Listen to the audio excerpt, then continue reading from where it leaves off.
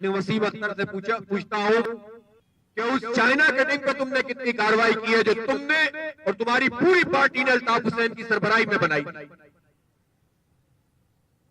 कितनी जगह पे तुम लेकर बिल्डोजर गए हो? तुमने तो उसमें से माल कमाया है, तुमने तो भत्ते लिए,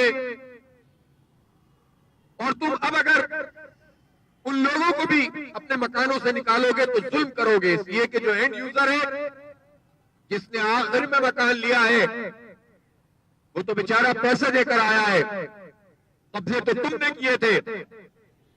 और ये कहना कि 22 अगस्त के बाद तुम मासूम हो गए हो, तो वसीम अख्तर साहब, तुम शहर के वजीर दाखिला थे जब इस शहर को कंटेनरों से तुमने बंद कर दिया था और 56 लाशें तुमने इस शहर के अंदर गिराई थी।